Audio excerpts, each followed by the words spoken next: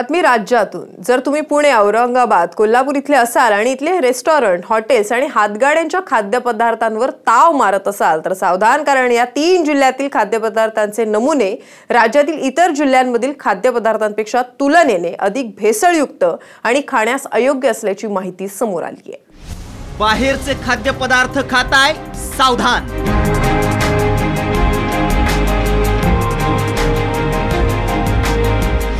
खाद्यपदार्थांमध्ये होतीये भेसळ।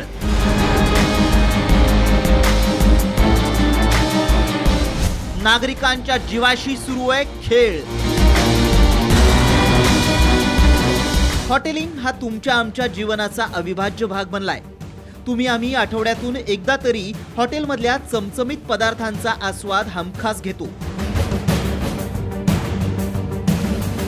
काही जण तर दररोज हॉटेलच्या पदार्थांवर ताव मारताना दिसतात, पण तुम्ही जर पुणे, कोल्हापूर आणि औरंगाबाद मध्ये असाल तर जरा काळजी घ्या, कारण या 3 शहरांमधल्या हॉटेल्स, रेस्टॉरंट आणि हातगाडीवरच्या खाद्यपदार्थांमध्ये इतर शहरांच्या तुलनेत सर्वाधिक भेसळ होत असल्याची धक्कादायक बाब समोर आली आहे। इथल्या अन्न पदार्थांची FDA मार्फत तपासणी करण्यात आली, त्यानंतर हे पदार्थ खाण्यायोग्य नसल्याचा धक्कादायक अहवाल देण्यात आलाय।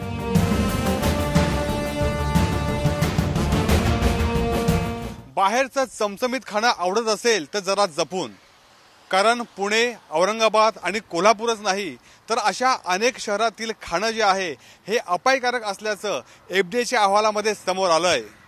पण नुसता अहवाल येऊन उपयोगाचा नाही, तर या अहवालावर FDA कडनं कडक कारवाईची गरज आहे।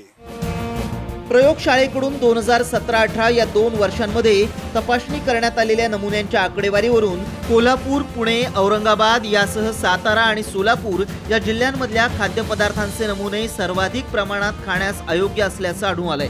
त्या खालोखाल इतर जिल्ह्यातले नमुने खाण्यास अयोग्य आढळले आहेत। राज्यातल्या 34 ठिकाणच्या प्रयोगशाळांमध्ये या नमुन्यांची तपासणी करण्यात आली आहे। गेल्या काही वर्षात अन्न पदार्थांमध्ये भेसळ होण्याच्या घटना दिवसेंदिवस वाढत आहेत, मात्र या भेसळखोरांवर कोणतीही कठोर कारवाई होताना दिसत नाही। त्यामुळे या भेसळखोरांना सरकारी बाबूंचीही फूस आहे का असा प्रश्न उपस्थित होतोय। जोपर्यंत या भेसळखोरांवर कडक कारवाई होत नाही तोपर्यंत असे भेसळीचे प्रकार होतच राहणार, हेही तितकंच खरं। ब्युरो रिपोर्ट, साम टीव्ही।